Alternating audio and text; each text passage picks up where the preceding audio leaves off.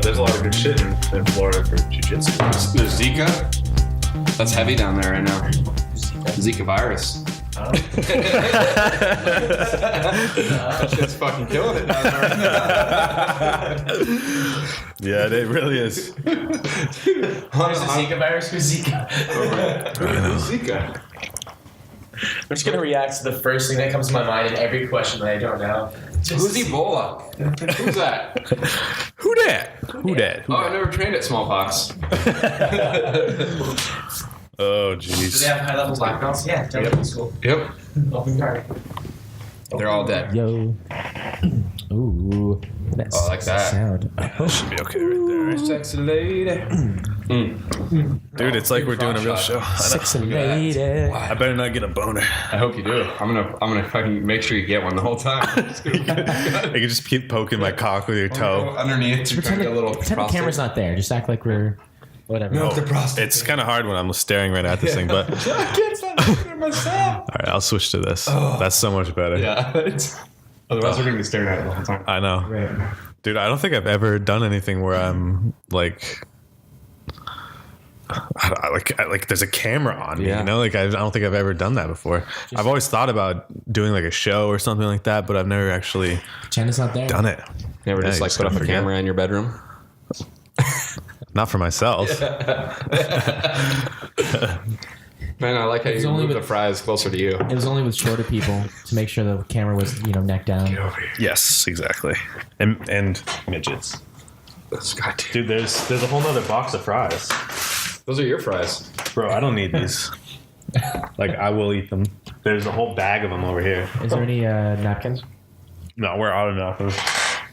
Just Just kidding. There's like 100. We're just crumpled up all over the place. Where'd you guys go?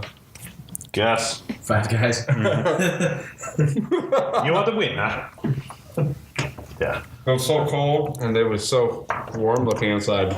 I caught you off guard too. I just rolled up and was like, "Yo, we're getting Five Guys." He's like, oh, okay.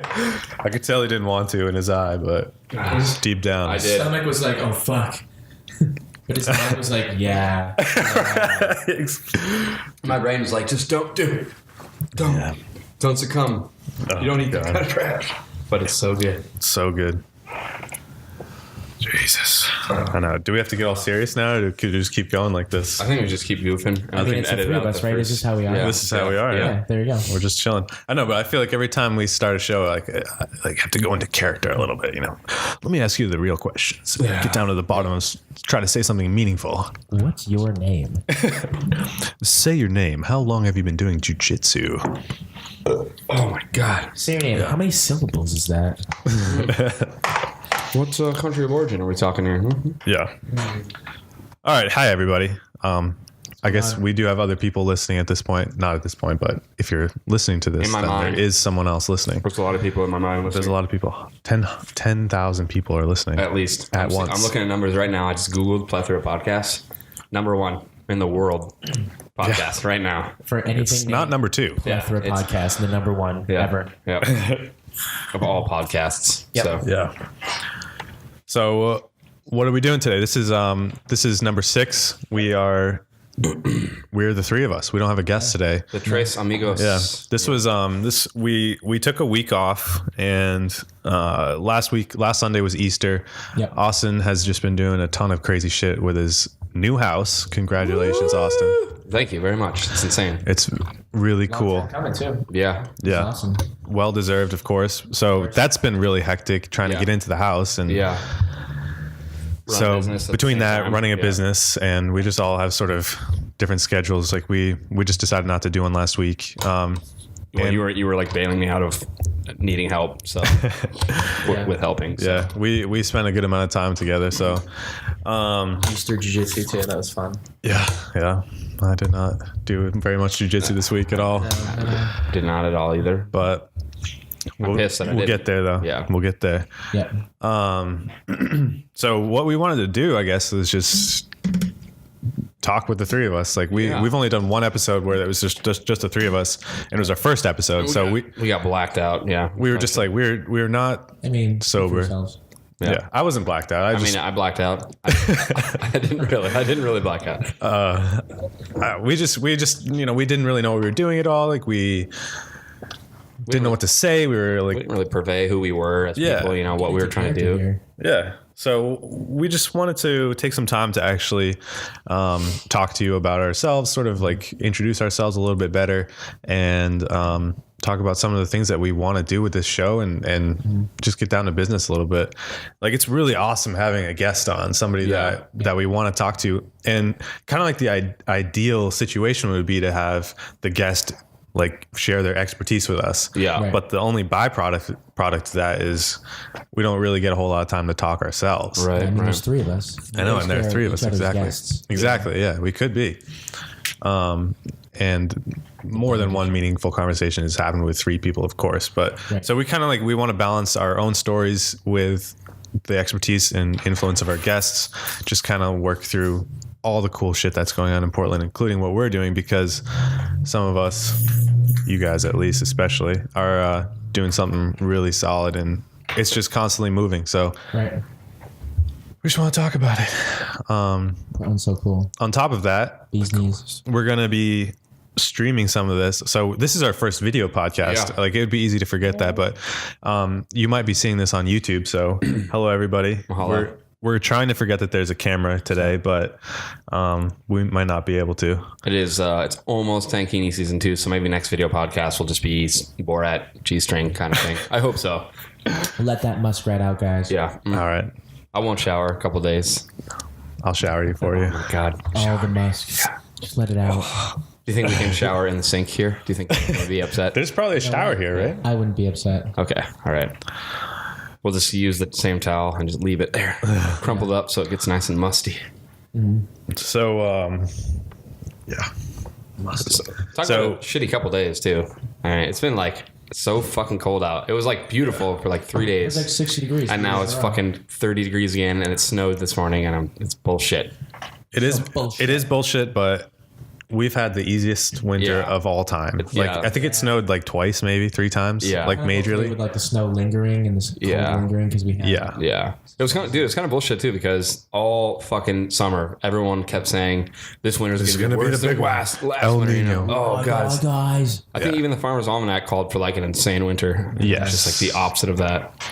Yeah, it was very, very mild. I mean, I'm but compared grateful to for last that, winter, yeah. like for your business, it was ideal, I think. Yeah, absolutely. I could drive the truck pretty much nonstop with no problems. You could park out front of the breweries and Yeah. they wouldn't have to snow plow you. Yeah. I mean, I'm sure that they did already, but Yeah, you know, there was just a lot more mobility. I mean, for all of us in this, Yeah. like one thing that people don't really realize if they don't live in a place like Maine or like Washington or, you know, Canada or something, you know, it's just, or, you know, of course, like through the Midwest, of course, like we get a lot of snow usually. Yeah. When you're talking about getting a foot of snow in one sitting, that's a lot of, like Yeah. that is, that sticks because Yeah. like half the the first 6 inches melt, and then it starts sticking on top of that. yeah. Manpower just to get around. Yeah. It's a Get logistical it out problem. of the way of everybody, and then where are you going to put it? Just out in the way. Yeah. Out of the way, and then once more snow comes, that gets put out of the way. So Yeah. New York Yeah. probably has it the worst. Yeah, exactly.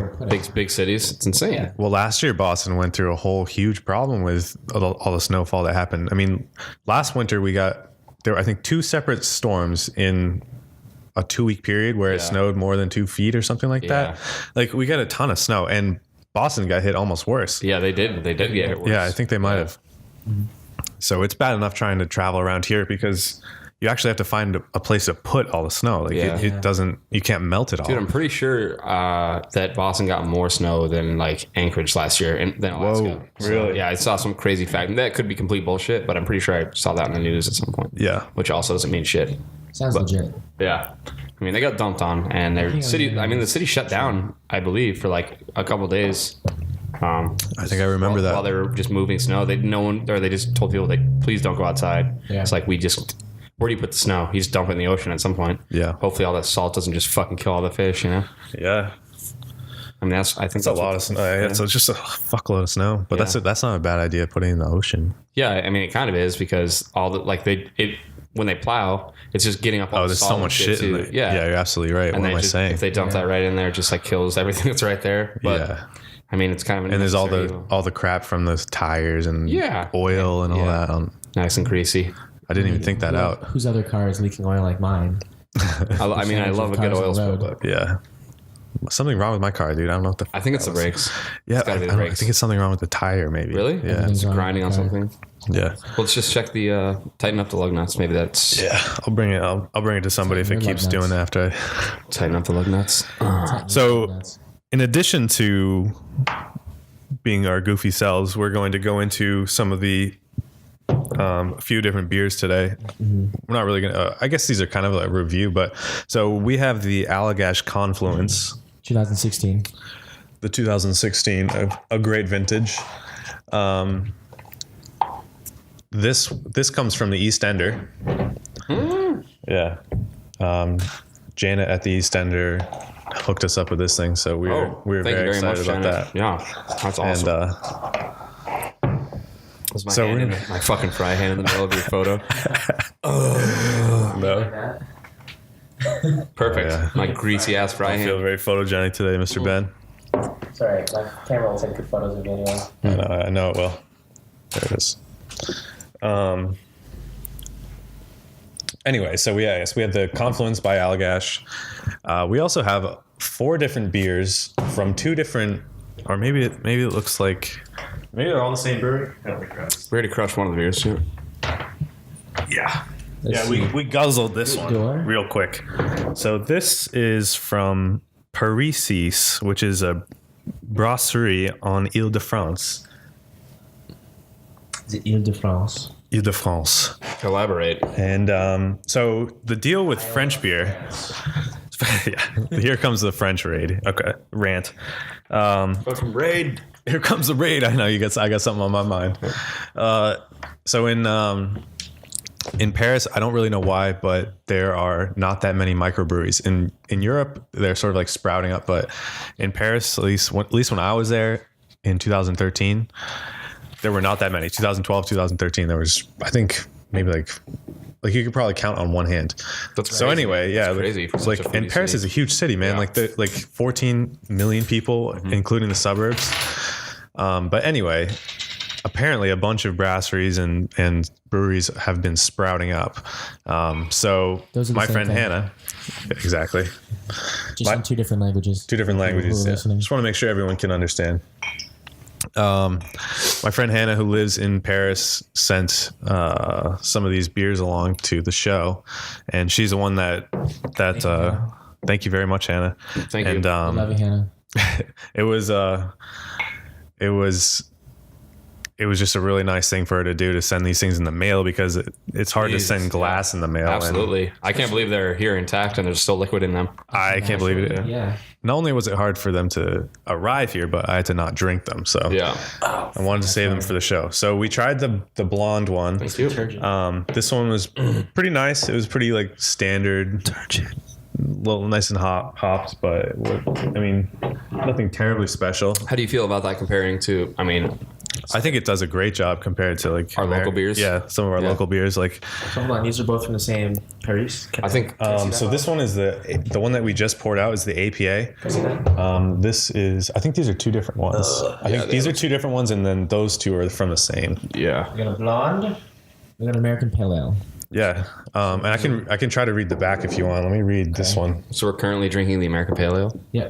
So what we Yeah, so this is Parisi's Psychotic Pale Ale from the same brewery.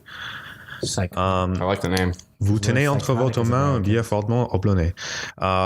You're holding in your hands a Please. beer very hopped. These American hops in this pale ale,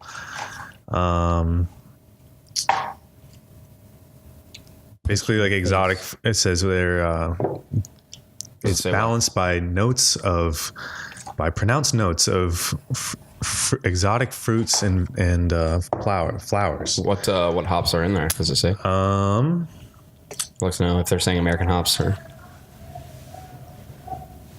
Looks like a rager outside. I know someone's getting saucy outside. I don't see. I mean, it tastes like very plain. Just says hops. Yeah, I haven't tasted it yet. Maybe when they say American hops, they mean like Simcoe Citra, the C's. Yeah, They're doesn't primarily grown in the Midwest, but doesn't seem like it was dry hopped at all. yeah, no. It's like not much on the nose. It's a very light beer in general. Yeah, it's pretty. This one's pretty like not my favorite. I think you'll find that a lot of breweries outside of the U.S. don't like to take a lot of chances or like to go daring with their styles. Well, they've been doing it the same way for hundreds of years. Well, especially France. France is known for their saisons and light beers. This thing almost tastes like a saison. Exactly. That's why I'm thinking French people might not want to venture away from that light straw-like flavor of the saisons and go into super hoppy, in-your-face American styles. I mean, freaking UK, you have Scotland. I mean, really the only example of a brewery I can think of that's doing something off the charts would be Brewdogs. They're doing something crazy all the fucking time. And they're from Scotland, who has like very little craft breweries already. And they're one of the biggest in Europe. So, and all they're doing is taking chances. Yeah. Kind of like how Dogfish started. All they do is take chances and now they're like top 10. Now they make a moon rock beer. Yeah. Let's brew it on the bottom of the lake. Yeah. Brew it with, I mean, basically watch the show and you get a gist of what they're doing. You saw they did that, right? No, I did not. They like brewed something with like a fragment of the moon, like some sort of comet they got. They put it, I'm not kidding. Cool. Is that in season 3? I don't even know what season it is. I could have been like imagining that in my dream, but I'm pretty sure that happened.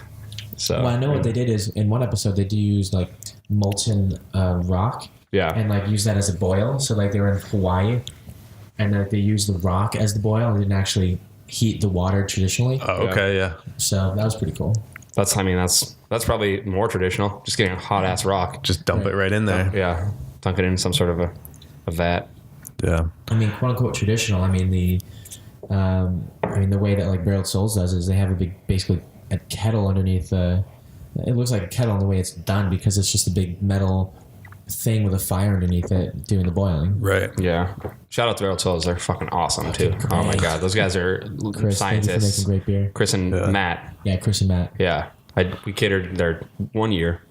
So, oh man, literally everything I tried from them was insane, dude. I didn't try something I didn't like. I love them, dude. They're killing it. So they brewed, they rebrewed. Or actually, no, this was the same beer. It was in their walk-in for a year, but it was a blend of 3 dark beers, and they had it on tap at Little Tap House last Thursday. Yeah, last Thursday because I went to a concert that night. It was Death Star 3. It's like a 10.5%. Basically, it's a stout, but it's like a blend of a bunch of dark beers, and it's just so good. Dude, they were packing a lot of heavy hitters on the 1 year. They said that high ABV beers. Yeah, they said that they put a lot away just for the 1 year like party and didn't touch it. So that's they tapped at least 3 things that were aged for a year at their party. So wow, this must be so hard for a brewery that size, that super small, like under 5 barrels, to put away kegs and not use them or drink them. That's amazing. Yeah, you don't or have sell them. storage. Yeah. You don't have storage. You need to make money, so you have to like figure out a way to make money while you're sitting on these kegs for a year. That you know that 1 year party is going to be a bomb ass party with those kegs. Yeah. But I do have to say though, this beer, like if you like compare it to a lot of the other options, I mean, I think I said this one episode, but one of the options is Heineken, and then another option is this. I think it's a Belgian beer called 1664, and it tastes like PBR basically. Yeah, Heineken is huge in Europe right now. Yeah, it's gigantic. It's huge everywhere. It's dude. huge here, dude. It is huge here. A lot of parts it's of the huge US. it's huge in Asia. Yeah. So, but if this was an option, I mean, I'm sure that this beer was probably like €4, like for by itself. Yeah. I would think. Maybe, around there. Like, is that expensive? Like, that's really expensive. That's crazy. Like you could get a 4-pack. I mean, they serve Heineken in 33 centiliter bottles, which is like smaller than 12 ounces, and 1.2 ounce bottles. I'm not sure exactly. Yeah, basically the ones that Allagash come in are the 11 point something ounce bottles. Yeah, like, but they're just enough so that the actual bottle is like physically smaller. So you drink like 6 of them and you're like, what just happened? Like, it doesn't even feel like you drank that much beer. But so that's one of your options. And then your other one is you can get like really medium to low ABV beers and like shitty tasting ones, or you get like really, really good beers, like incredible Belgian beers and like legit like Trappist beers. Belgium's right there. Yeah, it's right there. They So have such access to great beer in France, probably just from vicinity of being near Belgium. yeah. Time to step up the game then. Well, yeah, the taste is just like just heavily hopped beers. It's just not on the flavor profile. In quite a few Asian countries, specifically Japan, this kind of just started changing. But what was it like? Were people not stepping out of their comfort zones because of the law? Like I know in Japan at some point, if you were a microbrewery, you basically couldn't exist. You had to brew a certain amount. Right. Or it wasn't legal. So like you couldn't start out with a 10 barrel. You had to like, basically that's why there's, or like Sapporo or like Kirin, there's like the name brand Japanese beers, but basically jumped into it and like did a lot at once. But I don't know why they started big and but that was the law. Like you couldn't be a microbrewery. And I think now they changed because there are like, Tim from Oxo just went over there for a sweet brew fest in like Nagano. Yeah. And brewed with Shikakogen. And like, watching those like super high tech brew processes they were using over there, like everything was automated, so it was like insane. Oh man, like, I can imagine, dude. If anybody can brew insane beer, it would probably be Japan. But like too. right, like they just like now they were like, there was kind of nothing coming out of there, and now it's just like skyrocketing, and they're just like developing these crazy techniques that like.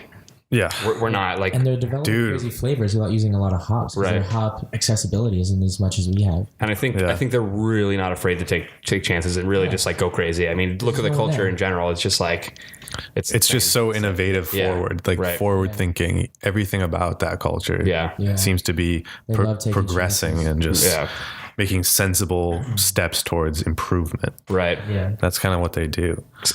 We seem to be stuck a lot of times with a lot of like counterintuitive and like laws and weird antiquated things. All right, I'll drink this. What do you want? Do you want the chai next, or do you want the? Let's give the chai a shot. Saison.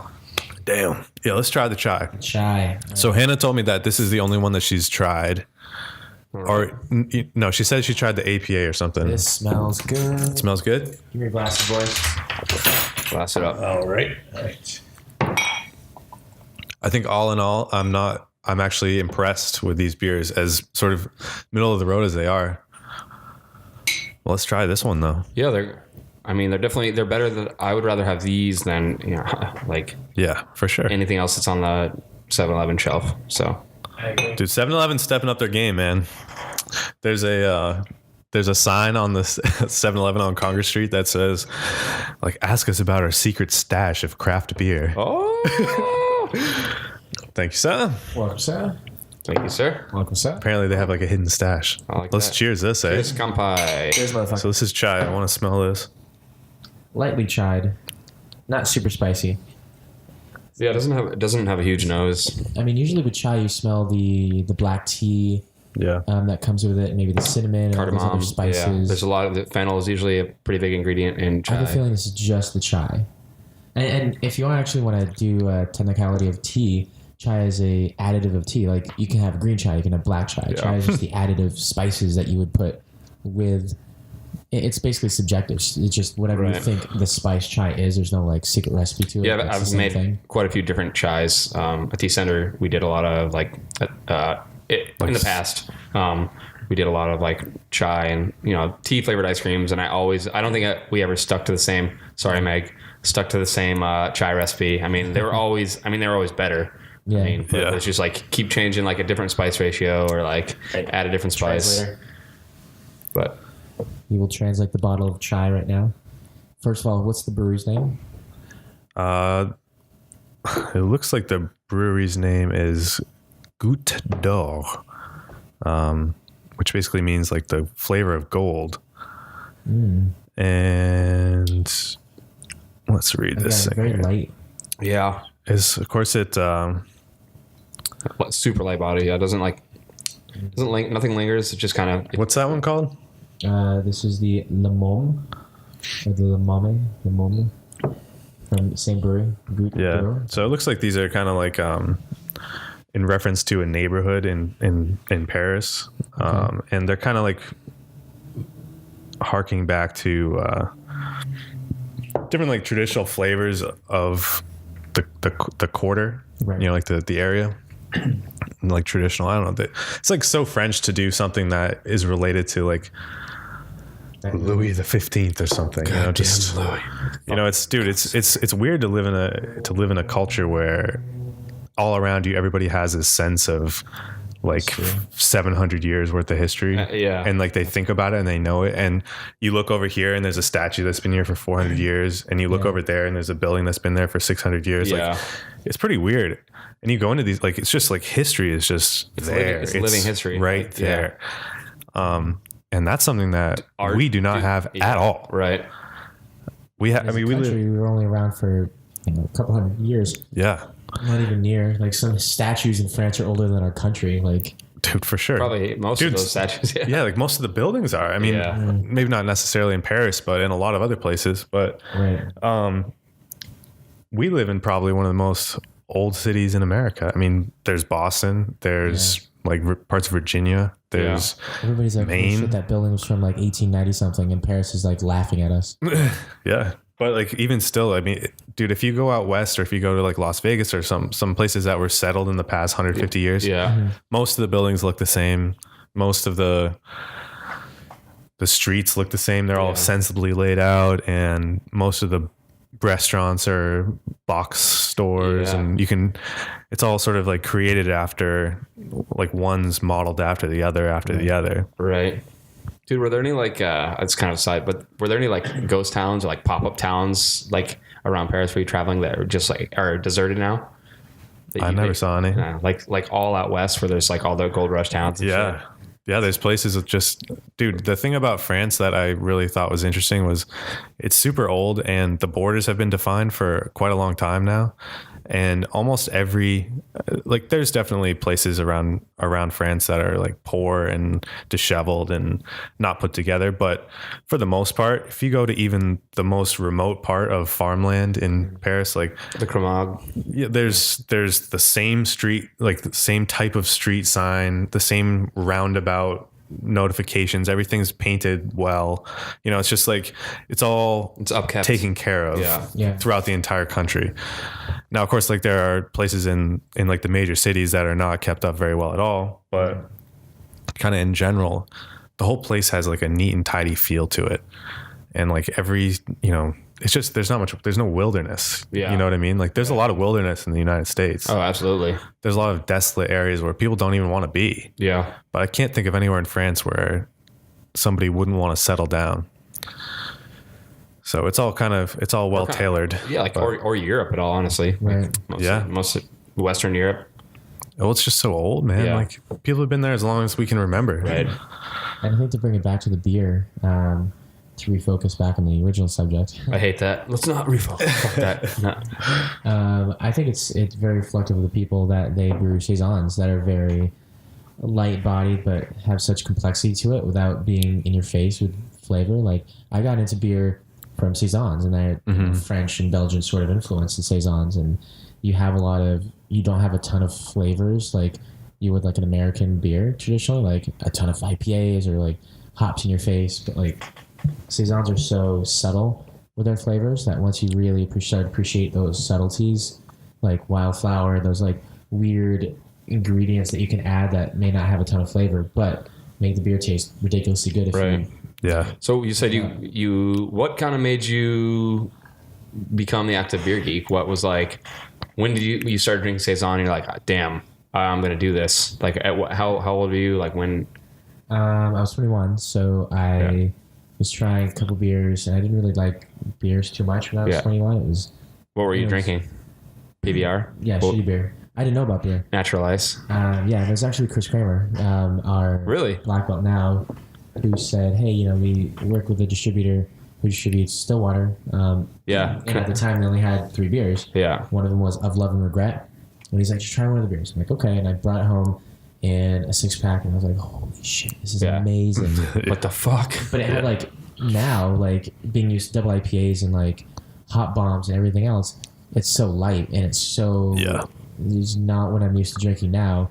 But that's what got me into beer, was the subtleties of the saison, which is totally different than, you know, because everybody's palate expands all the time. So, well, what main brewery first like snagged your attention? You were like, Oh, this is- Oxbow. for sure. At the time, Oxbow was just starting in 2011.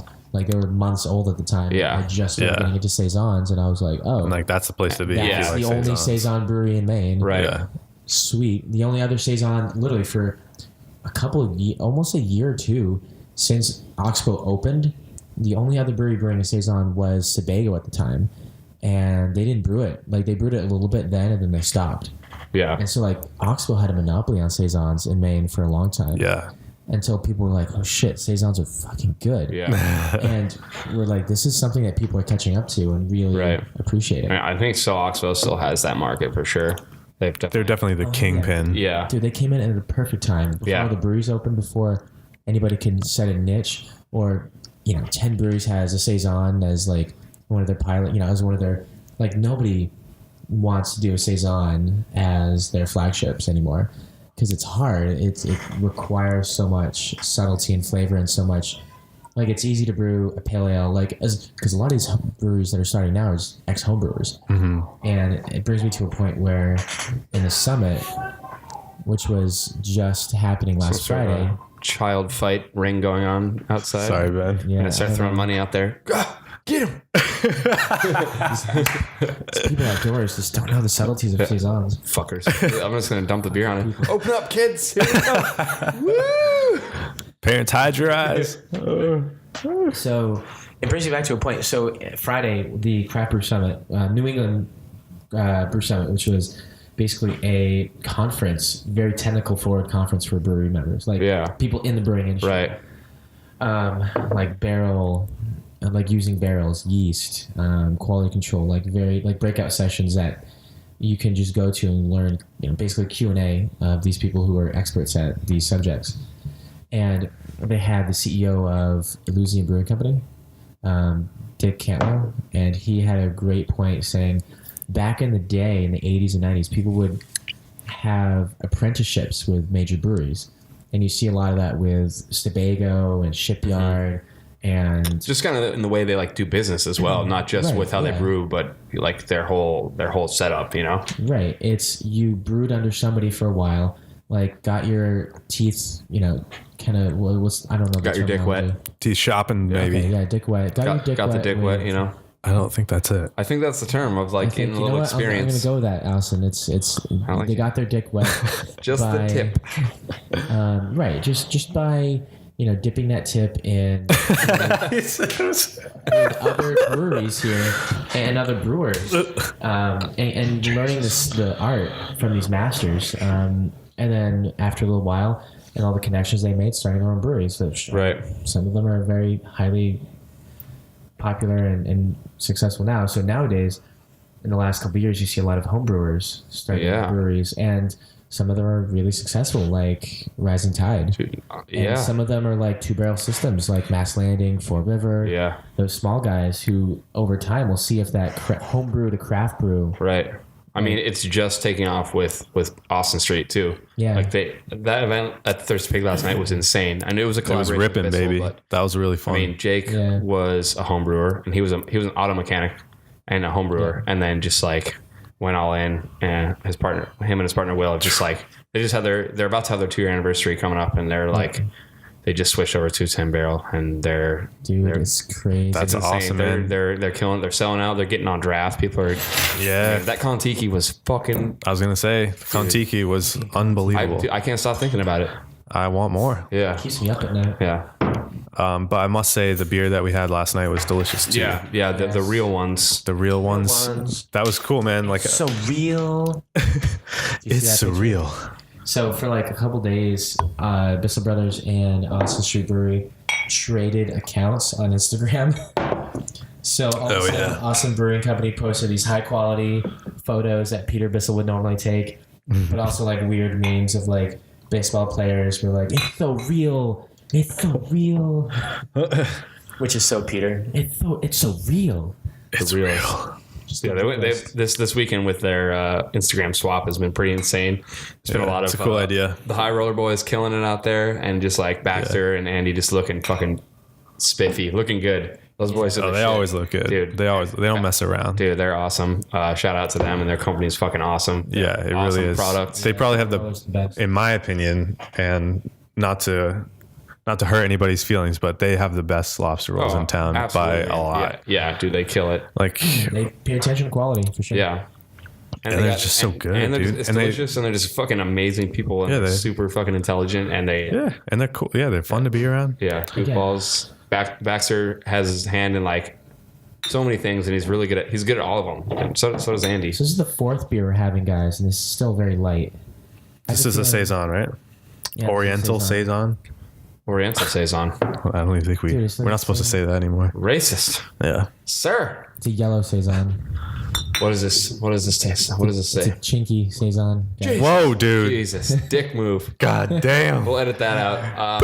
My daughter is half Asian, so half Japanese. Sorry, I love all my Asians. Oh my god, that's not cool. Jesus, get out of here. Get out of here. Asian lives matter, bro. Come on, let's get real. Hashtag all lives matter. Yeah. Yeah, it's cool to see the food cart business starting to take off, and even like more prominently, the food truck business is really taking off. And this is a subject of conversation that comes up a lot, at least in my life now. Now that I'm spending more time with you, Austin. Yeah. And also, I mean, we were just talking about this earlier today with Nate here, who leases this building and is like the head honcho at Mainly SEO, and they've been kind enough to let us record here once again. So thank you, Nate. Yeah. But anyway, what the fuck was I saying, dude? I don't even know. Oh yeah, the food trucks. It's just I blacked out. I know, yeah. Shit. It was, Trailer Park Boys season 10. Kicking in. Let's go. Anyway, Austin owns a food truck, and he took that step a year ago Yeah, now. it's been about a year. We're not even our business isn't a year old yet, but The concept's been. This is about that time, right? Yeah, we're coming up. I think our first day was June 9th last year. Yeah. So we got like another month and a half, 2 months to go, and then it'll be our 1 year, which is insane because it feels like it's been 5 years, but it hasn't. So you must have learned a lot of stuff, and yeah, man. and discovered a lot of unforeseen things that come your way. Yeah, it's amazing. It's insane. Like owning your own business is like the greatest reward ever, and just like being your own boss. But I don't know, like Peter touched on it. Like it's all the money you make is not your money, and you just don't touch it. And I mean, not that we make that much money, but like you need we have a lot of bills. Yeah. You have to buy good products. Like we support the farmers, support everyone. Support the local economy. Yep. And I think like you just have to like he said again, like you just have to go out and do it and just get it done. Like if there's a will, there's definitely a way. Yeah. Like, we found an investor, and like that's just what it takes. Search around. Someone likes your idea enough. You have a solid business plan. And you just go for it. And like really put your all into it. Yeah. And just try to deliver something. And like we found a niche. I mean, that wasn't really here. Yeah. I mean, So like describe your food truck a little bit. Like you have the mommy food truck. yes. What is it? I would say it's like a southern Japanese style of food. It's like Osaka centric. Hana's family, my business partner and my life partner they're from the Nara area. And that's like the closest large city would be Osaka. So that's kind of like what we're going for. And that's the style that she, is used to eating. And like the yakisoba and the okonomiyaki, which are like our, what kind of pushed us to open that our truck was like the okonomiyaki is like a huge savory cabbage pancake, which is done differently in different regions of Japan. But it's just like it's such good food. Like it's healthy. It's like Just hits the spot no matter super what filling. it is. Right. No matter where you're at, if you're drinking beer, if you're just out for lunch, Yeah. yakisoba, like it's just grilled soba noodles, whatever vegetables are in season, we just grab from our farmer. We pretty much specifically use Stone Cipher Farms for all of our vegetables. And shout out to Ian at Stone Cipher. Dude kills it. Like he literally will just drive up his farm truck right onto the curb, come grab me out of the truck when we're vending one day, and I'll just go in the truck and grab a bunch of vegetables and we'll make a menu for the week. But it's the coolest experience ever, just being like, what are we going to do this week? And it's also a challenge because the food we have here is, I mean, there's some similarities, but it's a totally different region. It's a totally different climate. We're growing different things. so it's kind of fun to put a twist on it. Like it's obviously an American twist because we're using American product and like using food grown in Maine, which I mean, there's not like a sustainable rice paddy community here, like rice crops. So it's something that's still being business venture for you. I don't know. That would be some rice patties. Yeah, that would be some shit that's beyond me because that goes into some research and some soil testing and all sorts of shit. But we've been going. There you go. He might be the dude to do it. I think he's on the meat though. He's loving the rabbit. He's hooked on the meat tip. He's got the taste. Business opportunity. Somebody who's listening. Yeah, He's got the hunger. Get out and get it. Get some local rice going. If you get a rice patty, I promise Mommy Food Truck will buy from you. If you don't fucking have an exorbitant fee, because if that. That. Sometimes just to get something like that, like local ginger or something, it's like 5 or 6 times as expensive. Which I get it, it's cool, but at the same time, it's like just I don't know. It's like everybody wishes that they could use the top ingredients. Oh, absolutely. Obviously, chefs and people in the kitchen would rather use local.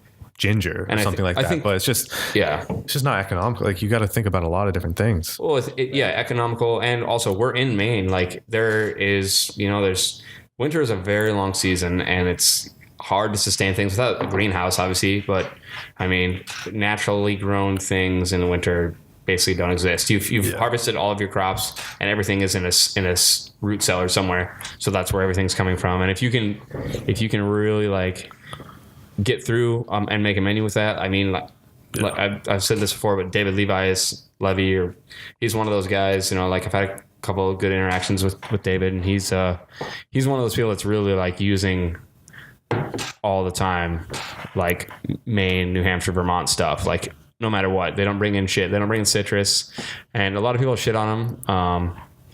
But the hater's gonna hate, fuck it. Yeah. And he's the only one doing anything like that. Absolutely, man. Even like, I mean, I preach and like I'm all about local stuff, and it's how you live. It's a philosophy, and like if you really, this is your lifestyle and you're gonna like do farm to table and you're gonna only use local stuff and this is who you are, which is the way that it should be anyways, because we can't sustain, it's the current system's unsustainable. So I think everyone should have a fucking garden. And trade and share, but like it comes down to your business as well, who you are as a person, and what kind of product you want to have. And sometimes you need to charge a little bit more because you're being charged a little bit more. That's just the way it is. But like we pay, like Lisa Webster from North Star Sheep Farm and Phil Webster, two of the huge advocates of like just getting local meat and getting it out there and getting it at a price that most companies and like chefs can afford. Like she reached out to me, when we opened our business, they gave us a whole lamb, which is like, wow, that's a lot of money. And it's just like, here's a whole lamb. We've been working with them at the East Ender, and I've worked with them at a couple of different restaurants, and they're always like pushing it and dropping product off and sampling stuff. And like, I know a lot of companies do that, shout out to everyone that does, but Phil and Lisa have a really good relationship with, and they're just good people. They have a great, amazing product. I mean, best lamb in North America by far, hands down, in my opinion. I mean, I could be, some people might have a different choice, but not me. But like a month ago, Lisa came up to me and was like, we want the food trucks to buy more lamb. And I was like, we can't pay $14 to $16 an hour or a pound for lamb. It's just, it's not feasible. Like our business plan will go down, and she's like, all right, well, let's figure out something, like in the $7 to $8 price range, which is still a lot, but it's to the point where you can afford it enough, and you can charge an extra $1 on something and you don't make as much of a profit, but that's fine because you're serving the best fucking product you possibly can. And you're making a little bit less money, but I go home at night and I'm like, I actually fucking serve amazing lamb. Like it's so fucking good, and I feel good about myself. I'm not like I didn't buy some shit from New Zealand, and fucking because it's $4 to $6 a pound and fucking crush it out. What's that? Speaking about lamb, isn't there an event coming up? Oh yeah, Lamb Jam, the Boston Lamb Jam. So this coming weekend, all the details we want. All the listeners want all those details. Juicy details. So at the East Ender, when Meg previously owned it, and I'm sure at some point Carl and Bill would love to get involved in Lamb Jam, but we had a relationship with Paul a little bit. I can't remember his last name, but he's I believe the president of the American Lamb Board, or he's right up there. But he was at Oxbow one night when we were there and was like, he came by. He didn't know it was our food truck, and I was like, Paul. He like came over and tried some food, went inside, came back. He's like, mind blown. It was awesome. Damn. And I was like, all right, I want to be in Lamb Jam this year. And he's like, you got it. Wow. So he fucking Explain what Lamb Jam is. Lamb Jam is basically, it happens in a couple cities all over the country. Boston is our closest regional competition, and it's basically it's a lamb cook-off. So restaurants from Boston, want to open that shit? Yeah. Sorry, I didn't want to interrupt you. Keep going. Cocksucker. Restaurants from Boston, Portsmouth, and Maine are kind of all competing in this event. It's basically create like the tastiest lamb dish you can for 650 people. There's going to be, so that's a lot of people. There's going to be, a fuckload of people, dude. Like in like a busy restaurant. Yeah. Maybe we'd do like a third of that. Yeah. It's crazy.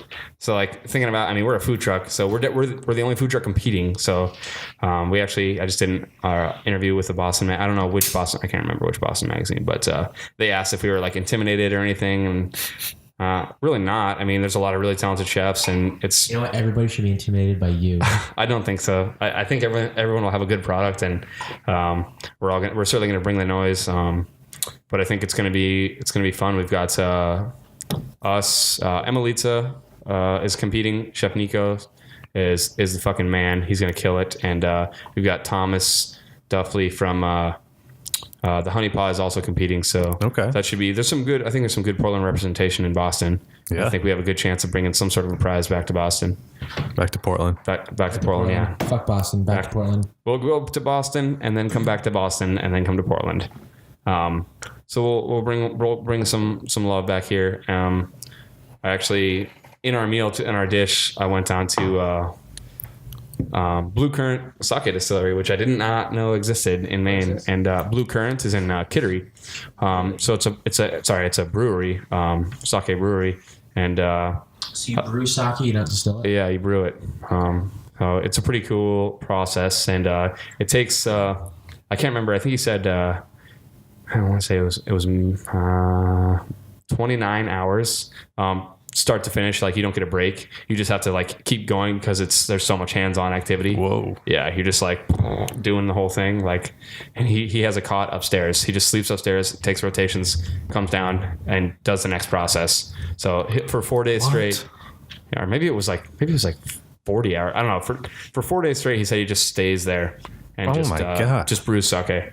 So what's this? Dude, that's badass. Like, what's the label called? Blue Currant Sake. So yeah, okay. I think their hashtag is American Sake or something on Twitter. Are they like the only American-made sake? No, they're definitely not the only American-made, but it's the only brewery in Maine. Okay. So if you get the chance, it's fucking outstanding. If you guys are in that area, Kittery has some breweries. Yeah. They have, was it Hidden Cove? What used to be Hidden Cove? No, I think it's now Hidden Cove. And all those breweries. Excuse me, in that same area, like tributary stuff. Absolutely, yeah. Sake brewery, dude. It's so. It's like it's 14%. So it's good. Like he let me try some of the raw stuff that wasn't quite ready. Had like 16-17%, and I was like right off the bat, I was like, woo. And it's really good. It's a lot sweeter.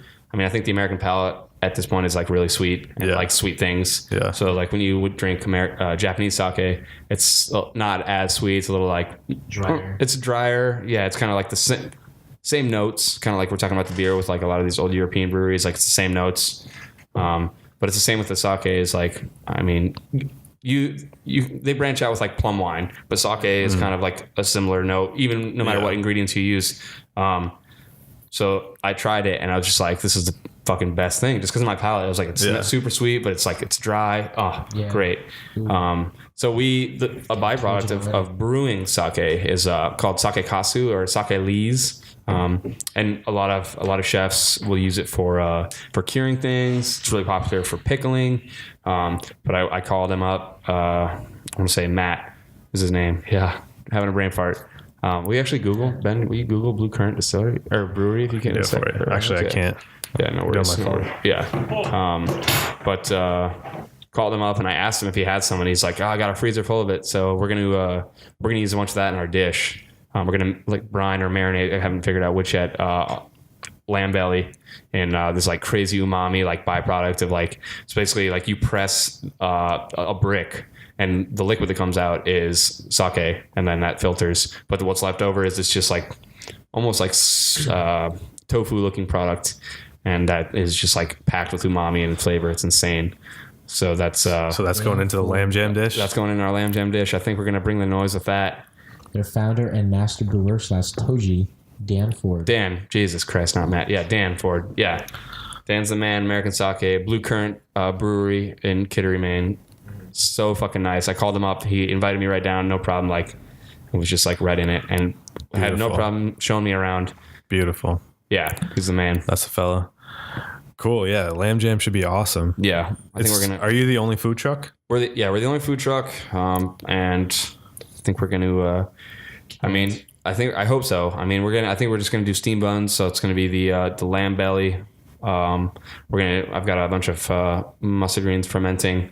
And I think we're just gonna like also fry some carrots in like a ginger oil, and just see what happens. You know, I think it's some pretty strong pronounced flavors that you wouldn't really normally get in a bun. You know, maybe you would. I don't know. But I think it'll be good, especially because our commissary kitchen is not huge, so it's gonna be hard to produce. So like, I don't want to do like a 3 or 4 step process. I just want to put it like, I want it to be as amazing, but I also want to be able to like plate, and you go 650 people is insane. So I mean, what you got for the WrestleMania party tonight at Slab. People gonna be dressed up. I'm gonna drive the food truck up there, sell some food. So Austin, like you've been in the restaurant industry for a fucking long time, huh? Yes. Since you were 15, 16 years old? Yeah, I think 14 started washing dishes, or 15 started washing dishes under the table. I've been reading The Devil in the Kitchen. Is that what it's called? Devil in the Kitchen. And he talks a lot about at the beginning of the book about how he came up in the restaurant industry. Yeah. And he talks about showing initiative, working for free, Absolutely, working extremely hard, and not really expecting anything, like learning how to take directives. Yeah. And you've definitely talked to me a little bit about that kind of stuff before, but like what sort of got you into this industry, and what kind of things did you figure out along the way? I think originally my dad was the one. He was like, you need to get a fucking job. Yeah. I was like, I'm only 14 or 15. I'm like, why do I need a job? You know, it's just like, same with Marco White. Marco Pierre White. Yeah. Marco Pierre White. Yeah. And he was just, so I went out to this place, Lolo Creek Steakhouse. It was called Guy's Lolo Creek Steakhouse in Lola, Montana. And they hired me, and I just kind of scrubbed it out, washed dishes. And like, I was the dishwasher for a while and like dessert guy. And but basically, like, pastry there was just like you heat up a frozen piece of like chocolate in a fucking like brownie in the microwave, and then you put it like some more chocolate syrup, Hershey's syrup on it. That's not, but like that place was known for like their steaks, and they would do like fucking lobster and Alaskan king crab legs and shit. It was basically, it's just a comfortable like steakhouse. Yeah. So, pretty generic. Across America, there's that kind of stuff. Absolutely. Everywhere. It's not really. They're not bringing any farm stuff. It's just all Midwest, exactly. And then, I think along the way, you just start having a passion for something. Even if like in the beginning, I certainly didn't. I was just like, it's a job for me. I didn't really realize what it was or what it was going to be. And I think you just kind of like, you see people along the way that really care about it. Mm-hmm. And you're like, wow, that guy is really passionate about this. And then you talk to that person, and then they like share their knowledge with you or share their passion, and it kind of spreads to you, osmosis. And you're like, fuck, I gotta learn more about that, dude. I don't know enough. Yeah. And I think this is true with anything. Passion. Yeah, it's passion. And then you get further and further involved, and then you're just before you know it, you're in it for 5 years, and you're just on the road, and you're just fucking going for it. It's like a metaphor for jiu-jitsu right there. For everything, man. It's passion. And it is. And I think once you just keep climbing the ladder, and then you finally get to a point where you're like, I feel like I've outlived, the restaurant I'm at. Maybe not, maybe not, but you want to go somewhere else. And a lot of times I think the stage is kind of like, if you don't know, a stage is something where you just go for an extended period of time and work for free. You're working for knowledge, which, the knowledge you're going to gain in like even a week stage at a restaurant that you're really like not ready to work at, maybe they'll have you come in and peel potatoes, but just watching people cook in there is going to push you, boost you. Yeah. And I think that's what people did for a long time. They would just go get this crazy amount of knowledge and not go to culinary school. I mean, people are going to stage for months at a time in a lot of restaurants too, especially in Europe. Like they'll house people. Like you're not hired, but you are given a place to live, and you're given a place, something to eat. You eat there at the restaurant, but you work for free. There are restaurants where like that's the only staff. That's the staff. Yeah. There's like, there's a chef, there's a couple people, but pretty much everyone works for free. I know, most of the big restaurants in the US have survived for so long because like I say big restaurants, I mean like the French Laundry is kind of like the godfather of American cuisine in that of the next level, like the upper echelon of like French style American cuisine. Yeah. And Thomas Keller's kind of put that on the map, and he was kind of like the first guy that brought it here and introduced that kind of thing where you're like, you have such a passion, you go learn there, and even if you're staging, I mean, if you're not good enough, you're not good enough and you're out. But like I think if you have a passion and you're willing to work hard and take direction and just fucking do whatever they ask you to do, you're going to get rewarded with knowledge. And you can take that knowledge and go as far as you want with it and bring it to somewhere that knowledge doesn't exist already, and you can really, really capitalize on that. And just run with it. So if you're the right type of person, I mean, some people just kind of want to work and gain a lot of knowledge, and some people like, I mean, I worked a lot for free all over the place, and I think, my thimble is empty. There's so many people that have so much more knowledge and experience than me, and that are still working in restaurants. And I kind of just was like, I want to branch out and do my own thing, and it's hopefully to have my own restaurant at some point. But I think it's an important process in every cook's life to work for free and to start and really appreciate it. And I think like a lot of times now people see, like Peter said this, was like people see the end product and they see you balling out and they see all these like crazy awesome dishes that you're fucking making and putting out, and like they get jealous and they're like, that's amazing. Like I can do that. And then you see people just like skipping steps and not scrubbing fucking pots for 2 years straight in a busy ass fucking restaurant, not scrubbing glasses, not getting shit thrown at you by the fucking angry saute chef, or, not getting fucking burnt on purpose because some cook has a bad night and just came over and slapped you with his fucking tweezers or tongs and, and ripped a piece of skin off. That shit's real. Yeah. And I think you really need to get beaten down and build yourself up to be in this environment and to be in this industry. And if you can't do that, I feel like you're not in the right game. And it's not for everyone for sure, because it's long hours and it's for the most part low pay. Even if you own a fucking business, you got a budget, you got a line you have to hit. And it's certainly not easy. This is something that Bourdain talks about all the time, is like the era of celebrity chefs is upon us, and it hasn't always been that way.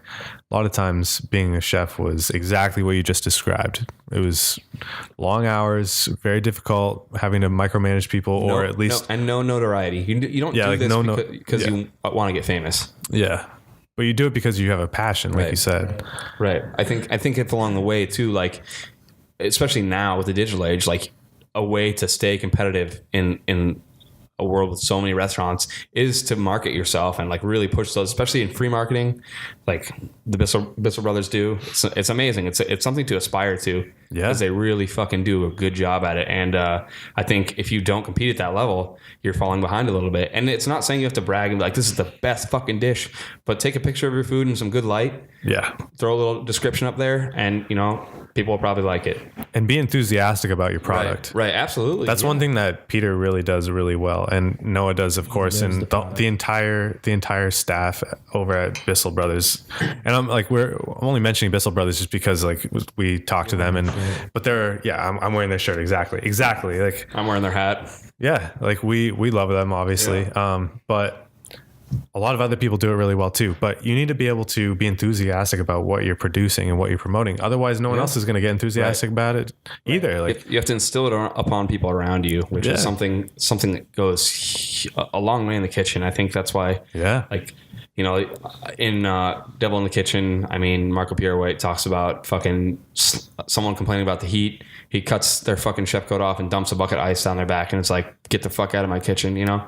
Like, and that's kind of something that doesn't, I mean, there's still angry people all over, especially in kitchens. It's high volume, high temperature, high pressure, you know, it's fucking stressful. People age really quickly. Yeah.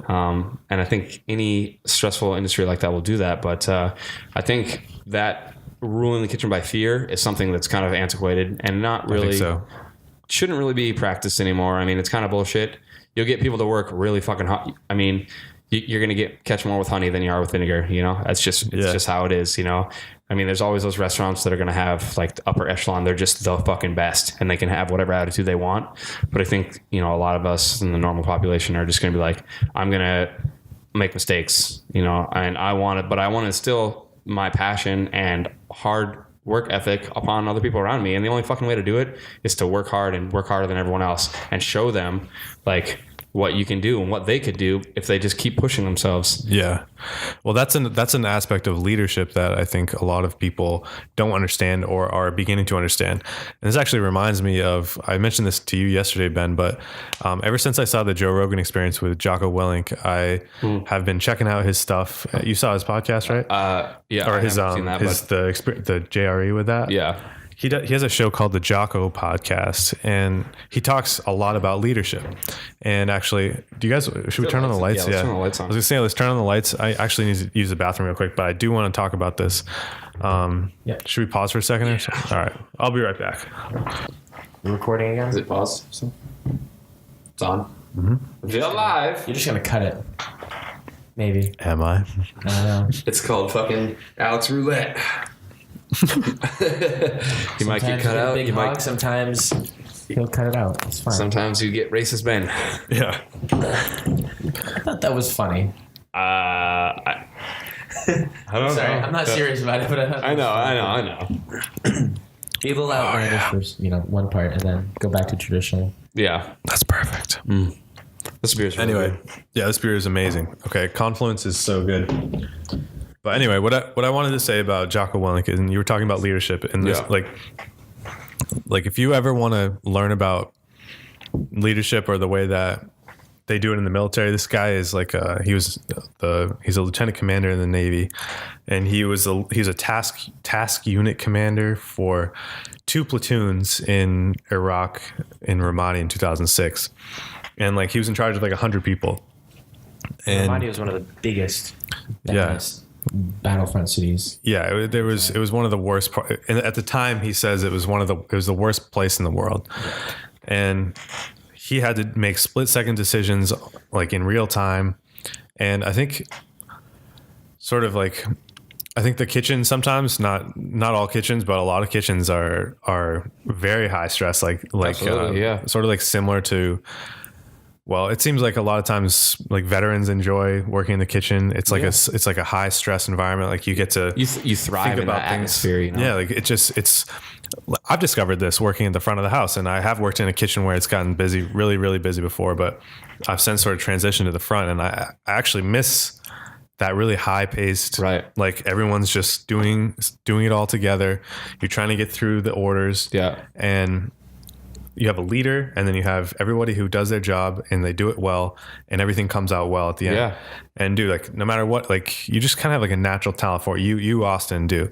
Thank you. Because whether it's, I noticed it. I mean, I initially noticed it because I know I'm all over the place here, but when I first came to the East Ender, like you just had a natural way, like everybody wanted to follow you and everybody wanted to do what you had to say. Yeah, you were the chef, so they had to do what you had to say, but you have to be a good leader in order to. I certainly didn't treat it like that. I know you didn't. I know, but that was like that was almost like a byproduct of not being too overarching and like, whatever you call it, like, angry in the kitchen. Like people wanted to work for you because they saw how hard you worked. When you lead by example and like lead charismatically, right? Sort of, you get a lot more, like you said, like you get more people with honey than you do. And that's and that's not going to say like you still got to correct mistakes and you still got to you still got to lay down the law and that happens, but it's not by like fucking burning someone on purpose. You know, Yeah. it's by like taking them aside, Showing them the right way. showing them the right way. And, you know, if they continue to make a mistake, you just, you know, you figure it out, you know, whether it be firing them or putting them into a different position that they thrive at. But there's a lot of people good at a lot of different things. I've had a lot of people that are like amazing bakers that crash and burn on the line, you know, so you figure out what people are good at, you know, and they're able to multitask in different aspects of the kitchen. And I think really, I mean, I've only met a couple of people that, you know, really just aren't cut out for it. Everyone has, but pretty much everyone else has like a natural, like, they'll fit in somewhere, some piece of the puzzle. And like when you find that where they fit, they kill it. They crush it. They love it. Their passion comes out. They're not, it's not just a job for them anymore. All of a sudden it's just like, I'm going to like, their mind just explodes and they're like, I will put so much into this and I'm going to like do all the research I can on my own time, not like just ask questions. That's another big thing about it too, is like, you can go stage and learn a lot and it's amazing.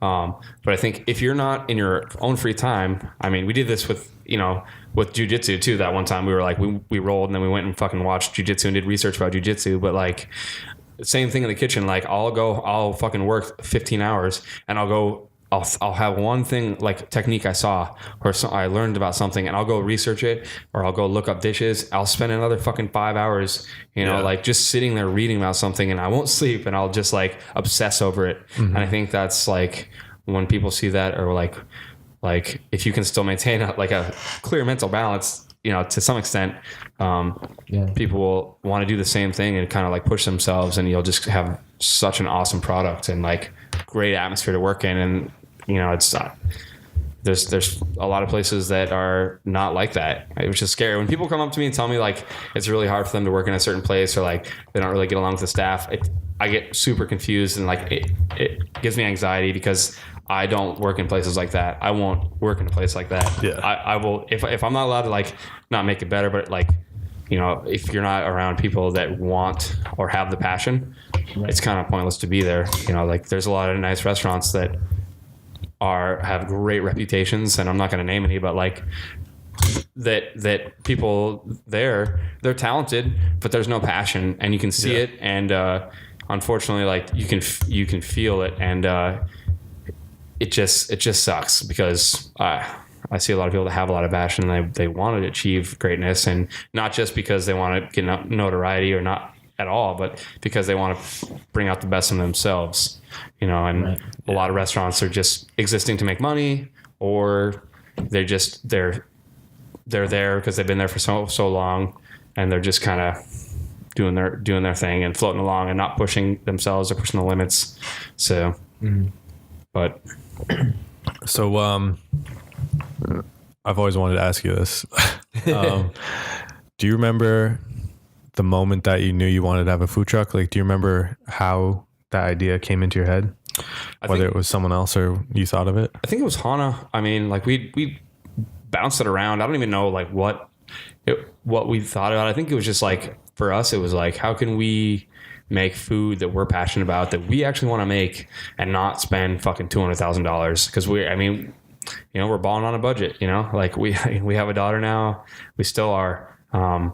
And I think it's such a good startup in a small business that you can really maintain and still enjoy a part of your life. You know, like I don't have to jump in and take out a fucking $500,000 business loan. And then I'm fucking glued to something, which also can kill your passion. Like you're glued to something that you're like, when you get so far into the monetary value of things that you start to lose focus on other shit, it's not good. Because you lose who you are. You just think about one thing only, especially if you're doing poorly. Like if your money is just walking out the door, it's really hard to maintain focus and remain positive.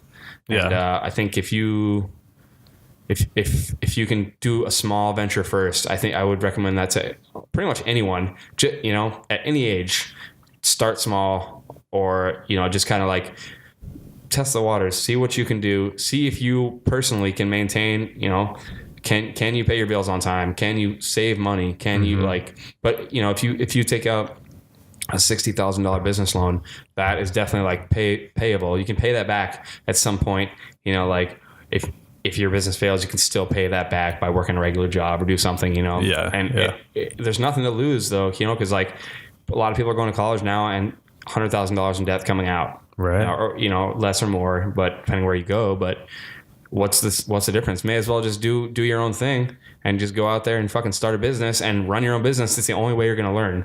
No one's going to be like, I'm going to pay you just to come in with no experience and run my business. Like, Yeah.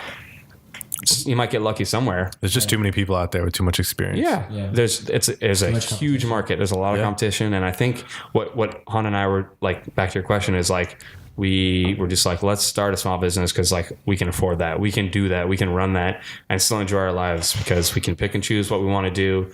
You know, we pretty much do everything and we push ourselves probably more than we should sometimes, but we have the option to say, I'm not going to work today. Like, and I think that's good for people to really set guidelines for themselves too. Cause like, if you're in a brick and mortar, landlords don't fucking care if you can't, like, I mean, for us too, but like our investor doesn't give a fuck if like why we can't pay him. He just cares we didn't pay him. Yeah. So like we're gonna pay him, but at the same time, it's less than a mortgage, it's less than a rent payment for our business loan. So you can do it, you know, and that's what we thought about. That was our business plan, was to do something that we would love and enjoy and still have free time a little bit to ourselves and make some stuff we love, you know? And it seems like it's been proven to work. I mean, that movie Chef was about a dude that started with a food truck and moved to brick and mortar. That's what Bill and Carl, who now own the East Ender, did. They used to own the Small Axe food truck and they moved to brick and mortar. They killed it. They're still killing it. They're killing it now. Yeah. Like it's just like, it's a great way to break into the restaurant industry and to build an audience at the same time at a low overhead. Right. Lower overhead. Right. But, and I did want to talk to you about this too, but the whole process of actually getting the truck, like, oh yeah, that can be a huge pain if you don't have a lot of money to throw down for a truck. Quarts of oil did you go through getting it back up here? The guy, like, I didn't know nothing about box trucks and whatnot. So I was like texting the guy I bought it from, all sorts of time. He doesn't know either, you know, but he was like, I think it holds like 10 quarts of oil, which is like, will fucking flood the engine, you know, but I did. I was like driving on interstate, driving up I bought the truck in Alabama, which was a process getting down there in itself. But like, so we were looking around at trucks and used trucks, and we were like, we almost had a truck built for us, but it was going to be too long of a wait. And I was like looking up north, everything that we almost closed on had rust and problems, and like, get back to earlier talking about winters and shit, like that will fucking destroy a truck. Like if you don't keep it clean, and like, so these people that were trying to sell trucks in northern states had a lot of corrosion and like rust and shit on their trucks. And we just can't do it. Won't pass inspection in Maine. So that wasn't a choice.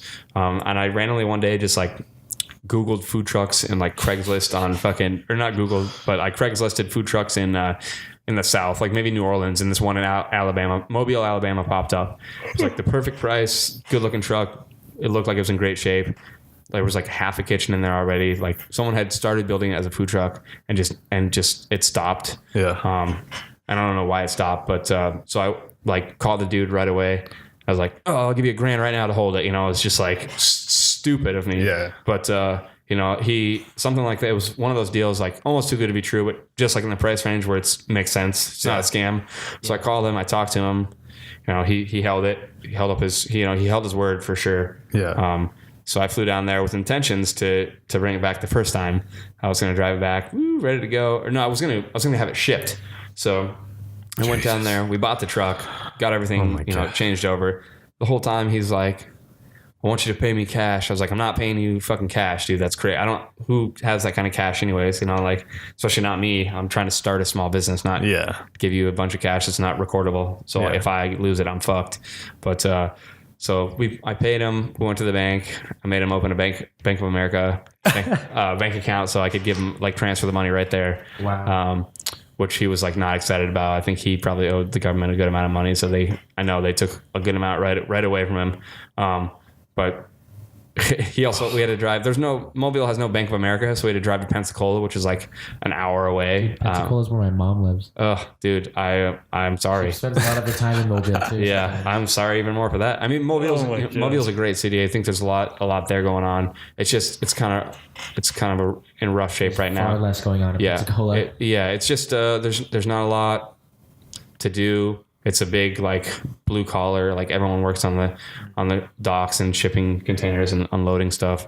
No one has money, you know, and it's very evident when you go down there. And it's kind of sad because you're like, you think really hard, you overthink it, and you're like, I want to invest in something down here. You know, you really want to be like part of the community there because it's non-existent and it's run down and just like these poverty areas that it's like there's places in the U.S. we should help before other countries, you know. But that's a whole other fucking topic. But so we get down there and this dude, like, I remember like the first fucking red flag was that I went to the hotel and they had no evidence of my like checking in and like booking this hotel. So I was like, what the fuck? Like I've paid $400 for this or something, like for the included package. So I pay the money, I stay there. I finally double money. No, I got the money back, but I finally meet this dude, Mike. He like straight up, he was like CeeLo Green, dude. Cool, but he's like the coolest fucking dude. Like he's a really cool dude. He's just terrible with money. But he like, I'm eating cereal the next morning. I'm going to bed. I'll talk to you in the morning. I'm eating cereal. Like I went through the little fucking Hilton Garden Inn breakfast line. Nice. He comes in like red fucking like looked baller, dude. Like red like polo shirt, red shorts, red shoes, like what? Pimped out. Yeah. Fucking sweet ass like aviators. He just went before it, like I said, hey, what's up, dude? He just rolls right through the breakfast line and just fucking made his own food. And like people were staring at him like, who's this motherfucker? Like the staff was like, you clearly just walked in and parked out. Like he parked in the loading zone and just left his, it was like a caddy. I don't even know what it was. Just left it there. It was like, whatever, you know, I'm the boss. Do what I want. Leaves his truck there, comes in, eats breakfast. And then they're like, so are you going to pay? He's like, nah, I'm straight. And I'm all good. And they're like, oh, it's okay. You know, like didn't just let it be. So we're like, go look at the truck. It's great. Starts up. And then I gave him some cash to, you know, we finalized all the details, got everything notarized that we needed to, like got all the legal shit out of the way. And, you know, we went and got some food and we, the plan was to ship the truck up here. I didn't want to drive it up at all because I don't want to put the wear and tear on it. It's a couple, you know, 1,500 miles. Yeah. I'm all set. You know, it's going to be my business venture for the next 5 years. Right. The least amount of driving I have to do, the better. I mean, even though it's a mobile food vendor, highway miles is a long ways. So I think we, I give him cash. I gave him $2,000. Han and I gave him $2,000 he's like, oh, I know a guy, I can definitely do it. And I was just like, everything up to that point, like with him had been great. Like it was all, everything was up to snuff and like pretty legit. And we fucking, like I get up to Maine, I fly back, I'm happy. Like it's supposed to ship on this day. I call him and he's like, oh, my guy, I don't know. He said it's going to be more. And I was like, I don't have any more money. Give me my money back. Yeah. And he's like, I don't have it. I was like, what the fuck? Where is it? You know, like now I'm pissed. Yeah. So I'm like, all right, I'm flying down. And like, this is when Tori Bridgman's the man. You brought him with you back up a little bit? Yeah. I brought Tori down with me. We kind of went down there, checked out Mobile. You know, we drank a little bit, ate a little bit. Those Gulf oysters are disgusting, dude.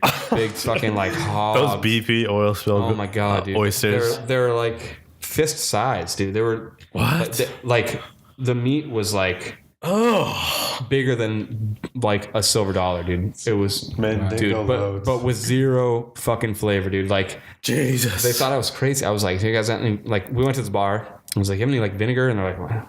Why the fuck would you put vinegar on an oyster? What's wrong with you? And it's like, I want it to be briny and delicious. Like, we're spoiled in Maine, I suppose, but like, I just wanted like some mini net, and they didn't have it. They had like some crappy ass like dusty vinegar they had in the shelf in the back. And I was like, fuck, whatever, give it to me. So like we go, and the truck just is all fucked up. Like something happened to it. Like in the time that I was gone, and like it was in storage, like in a third party storage. So it was like under someone that we thought would watch it. Turns out Mike had gone to this third party storage, just told him that the truck was still his. They didn't check anything. He took the truck, dropped it off at this dude's house because he owed money to this guy. This guy had a lien on it, on the truck. So unbeknownst to me, which is, I mean, we're still trying to do like some legal battle shit, but unbeknownst to me, so I called the dude that now had the truck and the keys, And he's like, I need $5,000. And I was like, dude, this is a fucking hustle. It's a scam, but we're already so in debt, like not in debt, but like so far into it, we can't turn back. So I went down there again with Tori. We took the fucking... Was this the same second time? Same second time, yeah. Same second time. We give him the money. Like, we got it out of there. We stopped at this gas station, filled up. We're like ready to roll. Filled up with gas. Truck breaks. Like, apparently there was sugar in the fucking... in the gas, like... What? At the gas station, there was sugar in the fucking like gas lines. Like, so they were like watering at the gas station. At the gas station, like they were watering it down, sugaring it down. It was fucked up, dude. Like the whole time too. I mean, there was I don't know. I'm from like Montana. Oh my it's just like God. super rural. You know, I'm not used to like big cities and a lot of people like it was definitely intimidating because we broke down in a pretty big area and I was just like, I was fucking nervous, man. I'm not like, I'm out of my element. You know, there was a fucking pack of rabid dogs. Like I didn't know I just thought there were some dogs and I was like, oh, those dogs are cute. Like one of them looks like our dog at home. Yeah. And Mike, the guy, was like, don't touch those dogs, man. They're fucking, there's a pack of them. They're rabid. Someone will shoot them soon. And I was like, what? Oh my God. I was like, what? Like, what do you mean? I was like, well, I'll bring them on the truck back to Maine. I don't want, that's sketchy, dude. I'd like to rescue some dogs. And like, he's like, oh, they're probably like rabies and all sorts of shit. Just someone will come by and shoot them. I was like, that's, Oh my God. dude, they were like scavenging at like a gas station across the street. They were just like eating trash. And I was like, someone's going to shoot them? He's like, no one gives a fuck about them. I was like, this was my first, I was just like, where am I? This is not the US. Holy shit. So we stayed at this other, we like, we're like trying to save money at this point, you know. So are you guys like pissed at Mike at this time? Yeah. He owes us. But he's chill. He's still with you. Like He's still remaining. at this point in the story. Yeah, he's still remaining. To this day, he still keeps in contact, and he said he's going to pay back. I mean, I have a contract with him. Like, so if he breaks it, I mean, he's already liable. Plus, he owes us interest at this point. So we'll probably spend a couple grand to go after him at some point if he doesn't pay.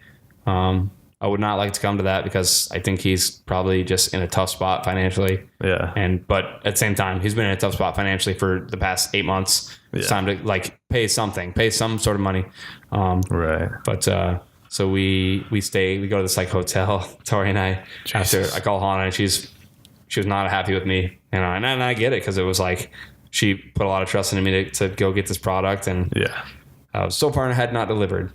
Right. And we go to this hotel and Mike's like, you'll love it here, you'll love it, it's great. And like we go in there, like first thing, lady's like, let me go to your room and make sure that like there's light bulbs and that like, there's nothing all fucked up, like there's nothing on the sheets. And I was like, what?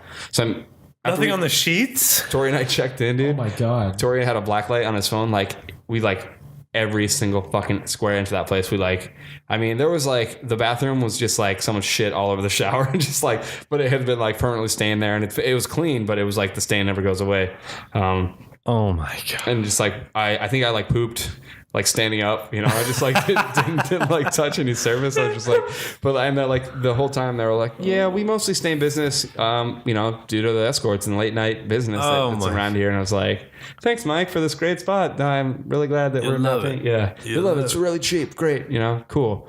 Jesus, so we finally like, I was like, I got to the point. I was like, Mike, we want all the money back. Like, let's fuck this. And he's like, oh, I don't have it anymore. Yeah. And then I was like, all right, I'm gonna call my lawyer right now, and we're just gonna get it resolved. Like, we'll figure it out. We'll just go to court. You know, at this point, I was like, business isn't starting.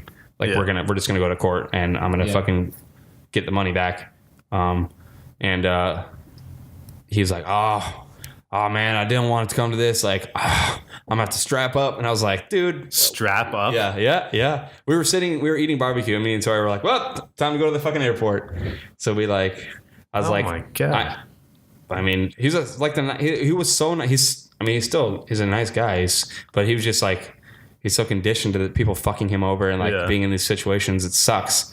But I was like, dude, I can't lose that kind of money. Like that. It's just not, whatever it is, you know, we got to get past it. So finally, like, we come back here, and it was hard for a little while, you know, put a lot into our relationship, but it also, you know, we got through it, and it was really good for us. Yeah. Pushing through such a hard time like that with, like I said earlier, when you get into that like monetary cycle and all you see is fucking money and nothing else matters, things start to fucking disintegrate around you. Mm-hmm. But, so we like go back a third time, and this time, like I had it brought this time to a Chevy dealership. It's a Chevy truck.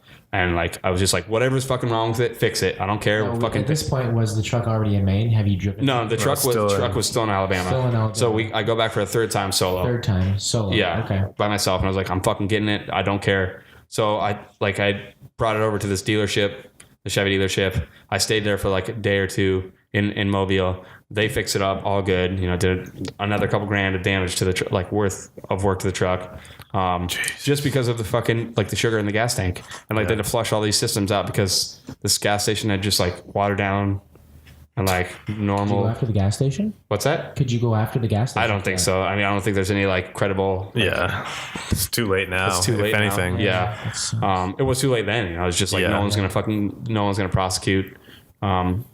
But I finally I just was like, if I can make it out of Alabama, we'll have made a success with our business. So I got the truck up, finally made it up here. Like it was terrifying. Like it was cold as shit. It was right in the middle of the Baltimore riots. I got stuck in fucking downtown Baltimore in the food truck. I was too tired. Shit. The lights didn't even work on the headlights. I didn't realize they worked in the day, but they were pointing one was right at the ground, one was directly up.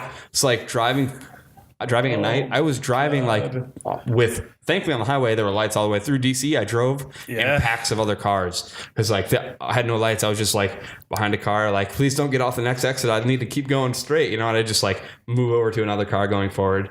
I pulled over a couple times and just would stop. Finally, I got to a point where I was so tired. I just went and lay. I pulled into a Walmart in downtown Baltimore and just fucking laid on the floor. Didn't sleep at all because all I could hear was fucking people screaming all over the place and yelling. It was cold as shit. I didn't fucking bring a blanket or anything because I was I'll be in the South, it'll be warm. But it was still I made it far enough north this time where my sweatshirt wasn't enough. And I went to the Walmart, got a fucking pillow. I was I'm not spending any more money except gas. I won't even eat fucking food, Yeah. And just finally, got up here. And from there we just, from there it was pretty easy. We got it inspected and paid a couple more grand to get actual real mechanic work, thanks to McFarland Spring. Shout out to them. They fucking kill it. Super talented truck mechanics. And they got us in the right direction. And then we did some work from there. And Jesus from Christ. the rest, the actual vending and food has been great. It's been a blast. But for the first 3 months of this business, I thought it would not take off the ground. And Hana definitely was we're fucked, Yeah. So talk about passion, dude. It takes big balls to do that. Dude, we took a whopping. Oh my God. You got to keep going This forward. episode, you should refer to everybody else who potentially wants to hire you or potentially wants you to get your food truck out in front of them. This is the reason why they should. This episode right now and the last half hour of you explaining this is exactly where you should reference everybody. Go listen to episode 6 for Plethora right now. Yeah. You will learn about some. I mean, It's a lot of quite people the have story. stories and struggles, but Jesus, Yeah, that was definitely a legendary story. That was fantastic. I didn't even. I left out some details, but probably not safe for open mic chats. So Yeah. I don't know. I mean, this is an explicit, yeah. I just don't want. I don't want to be liable for anything. I lose money on something. Heard. So. Yeah, sure. But Well, man, that's a fucking awesome story. If it's been really awesome to see the food truck develop over the past year, and Thanks, man. it's only going to go up from here. It's been a pleasure being able to work on the food truck every once in a while, and You've been a godsend, man. dude, it's Honestly, just so fun to just be a part of it, and I'm super happy about that. Thanks, man. I've been blessed just eating the food. It's Dude, the food, the food is fucking awesome. Thank you. It's really good. even when you experiment and just try new things, I'm like, oh my fucking God, this is so good. Yeah. What is this? And I'm just not used to the food. The food is just exotic to me and delicious. Right. Yeah. Do you guys want to keep going for a while, or you guys want to call it pretty soon? What's the time frame on the podcast? We've already been going for an hour 40. Jesus, I just rambled on. Now it's just... I mean, we can still ramble on a little bit. Yeah, whatever. Do you think? Yeah, if you want I'm to. another steal this can if you guys want to keep drinking. I feel like I'm going to stop drinking. Yeah, I gotta Says you. do work. So I mean, we opened this 2016 bottle of Confluence. I had 2014 at the Gastro event at Navarre last I night. wanted to go to that so bad. It was good. By about a couple hours in, more than half the beers were gone. Jesus. Wow. And by about 7 p.m., there's 6 or 7 left. It was Wow. quick. How many did they start with? A whole page, like all the beers. Oh, wow. in Ferrari were Damn. gashed. That's crazy. Yeah. That just speaks volumes of what they are capable of. Oh yeah, when I went there after, because I went to the Thirsty Pig at 6:30 to do the Real Ones collaboration with Bissell Brothers in Austin Street, and shortly after I got there, they were gone. That beer was gone. Yeah. And so I went across the street after I tried it. I'm like, cool, I tried it, great. Had another beer, went across the street after we went to Salvage. So it was like later that night, just to say like, oh, I went to Gasharoo. Great. I couldn't even walk in. It was so packed. Jesus. It was giant. I'm like, I know this is a Saturday night, but this is a Saturday night and an event. Yeah. Like at this point, Navarro should almost not do events on Saturday. Yeah. It's just double whammy. Like They should do it on Monday and Tuesday. Yeah. yeah, like do it on an off day. Make Yeah. shit tons of money on a day where you won't be busy anyway, because you're gonna pack it out anyway on Saturday. I mean, same with the pig, too. Like, there was a line outside the door. There's so many people there. Crazy. Yeah. I mean, it's not a huge venue, but still. So this beer is Confluence is an ale fermented with Brettanomyces and dry hops. You definitely taste the dry hoppiness. It's kind of dry in the aftertaste. So let's see so it's in a big bottle. It's in a 750 milliliter bottle or a wine bottle, sized bottle. The description is It's in an old Tisdale bottle, actually, they just recycle. oh, interesting. I'm just kidding. It's the way of the road, Randers. Piss jugs, boy. Utilizing a Belgian yeast combination with their own Brettanomyces strain. So Awesome. Allagash does like to use kind of their own Brettanomyces strain. That's really cool. Super unique. Yeah, and they use 2 yeast strains for Brettanomyces, creating a marriage between spice and fruit flavors, leaving a full yet dry mouthfeel.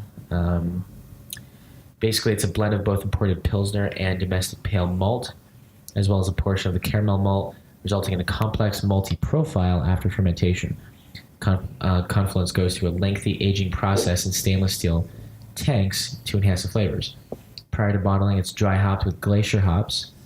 Nobody uses glacier hops anymore. That's actually pretty cool. Providing a pleasant balance of the aroma. A finished beer has fruit-like aromas of citrus, pineapple, apricot.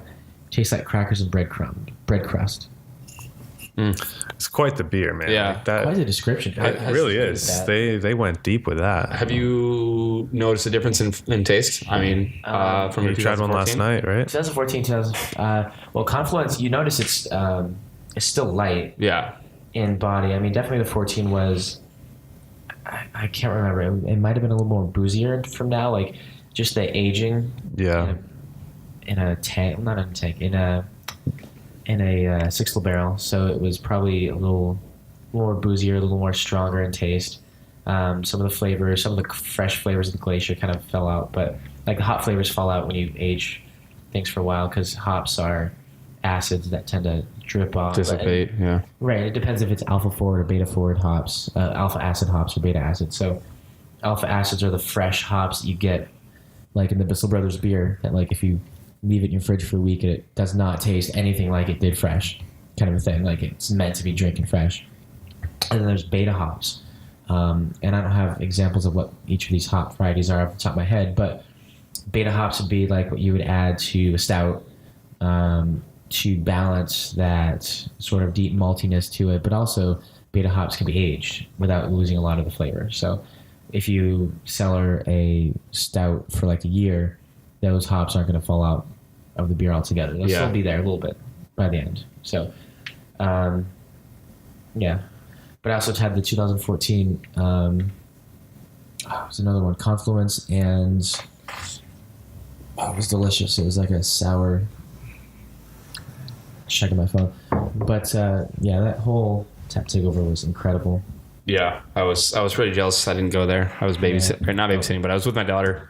And Babysitting my friend's daughter. beautiful little girl. Yeah, and, Beautiful little girl. And I got to meet her for the first time I know. yesterday. I'm so You've excited. never met her Yeah. before, Ben? Yeah. Dude, I've never met her. Like, literally, I looked at her and I'm like, Hi, hi. She goes, Ben. hi. And I'm like, oh my God. Yeah. Like, she's so nice. And Yeah. dude, she's becoming so articulate now. It's insane, dude. She was just like, "This Yeah. is Uncle Ben." She's like, "Ben." I'm like, "This is What? yeah." Dude, I was freaking You out. learned Like, how to say it? I've heard of you for like so long. I've known Asa for so long. Like, oh my God. Like, Yeah. I'm like, honored to meet her at the time, and she's like, "Hi, Uncle Ben." I'm like, "Oh my god." That's so cool, man. Yeah, That's awesome, man. so trippy. Yeah, dude. It's just like so many.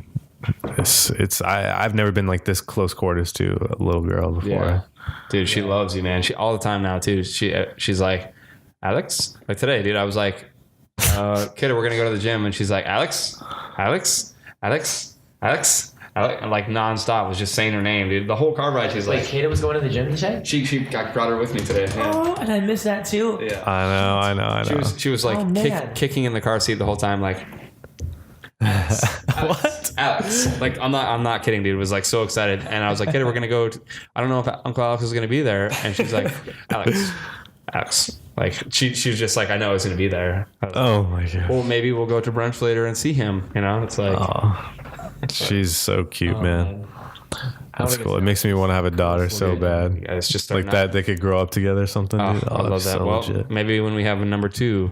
Yeah. I should just start knocking people up, you know, like get a couple. I'm gonna minutes work on at a it. time. Yeah, get like 2 or 3 going at once, you know. We could start a reality TV show. competitive pregnancies. Oh yeah, Jesus. I'm down. That's a new level of low. Yeah, Fuck. I like it. We can just start a commune and then we can just all take care of each other's kids. Yeah, I think we should honestly just start like a sect of Mormonism or something, you know, and just go with it from there. We've got good food. We've got, you know, good taste in beers. We can start you know how they used to go out west on the Oregon Trail and they take these big carts and the wagons and the Yeah. we can get food trucks. Yeah. And we'll just make a posse of food trucks and we'll go out on the dirt roads On and the old dusty plains. raise the kids and knock up the locals. Take them to old Montana. We can go back to Montana. Go back to home to Montana. We'll go up to Glacier. The We'll just bison. live there. No one will ever know. We'll just have a food truck compound. Every time we want to go to bed, we can just circle the food trucks and start a fire. Yeah. Can't wait. Someday I hope that's a reality. You know what? Conversation will get better toward the end of this podcast. Yeah. I mean, the confluence and the wonderful beers that Hannah sent over have definitely aided in that. Yeah. Thank you very much, Anna. Yeah. Thank you very much, Hannah. Do you have anything that you wanted to add, or do you want to? Yeah, let's say what did you learn about today? What have you? What's our vocabulary word we took from today? Vocabulary word of the day. I don't even know. Well, maybe it should be confluence. Yeah, Do we know what that means? Let's look it up. Let's look up their proper definition. confluence. Word of the day. I'm kind of embarrassed. I don't know what this means actually. Confluence. I think it's I didn't do very well in SATs. Isn't it like a steady flow or something like that? A junction of two rivers, especially rivers of approximately equal width. So I was completely wrong. It's a junction. Well, you weren't that wrong. I mean, Junction. it's a flow. bodies of Yeah. water. It's, You're talking about flowing. talking about water. Yeah, fluence. I mean, but what? Confluence. That would make sense. Convergence, meeting, junction. I guess act or that would process be of merging. the 2 yeast strains that they're using would be that. Maybe that's the Exactly. yeah. Where they're getting that almost from. taste the Pilsner when you. Yeah, you really It's can. got a bit of a bite to it. Yeah. It's, I'm glad it's not just that though. yeah. So Allagash does such a good job with like blending their Britannomyces strain, so it's not super like it's not super in your face sour. Like it's a really good balance of flavor. I like it. Like when everybody's like, oh, when you see a Brett beer, you kind of expect like it's going to be really fucking sour, or at least bordering on really fucking sour. And Allagash has kind of made their beer so it's like, oh, does it have bread in there? Cool, it's going to be balanced and flavorful. But if it's a cool ship, that's going to be fucking sour as hell. Yeah. Because they want to distinguish those two beers flavor-wise, very broadly distinguished. So, like everything that has Britannomyces with Allagash is going to be balanced with flavor and going to be delicious. But if I want sours from them, I'm probably going to get a cool ship beer. Yeah. That's going to be the fucking sour. Yeah. They kill it at that. Oh, yeah. So yeah. And it's interesting that Craft Brew Summit. Oh, Angus King was there.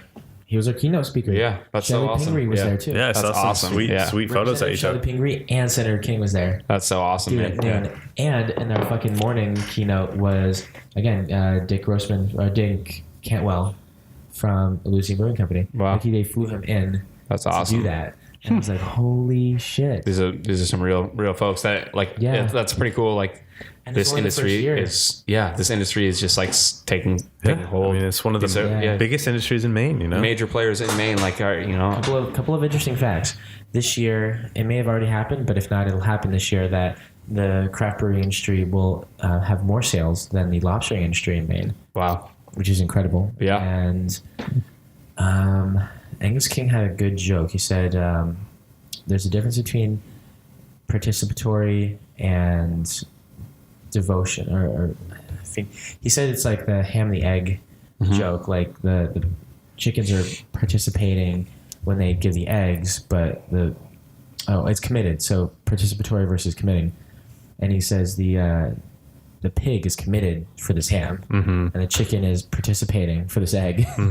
So it's like, you're the ham, you're committed to the product and the risk of opening these breweries and producing these products and hoping that the market isn't saturated. And so far, it's absolutely been paying off, especially in Maine.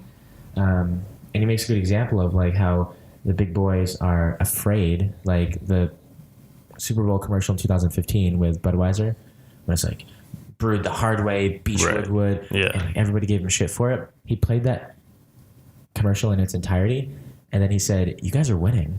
He's like, "They spent $5 million+ on this ad. You guys are winning. If they had to spend that much money just to intimidate you, guess what? That's not gonna make anybody not drink. It's gonna come down to product and taste." Right. At the end of the day, it's got to taste. And what people want to drink. It's like they're just pushing themselves away from you. Like they're just segmenting themselves now.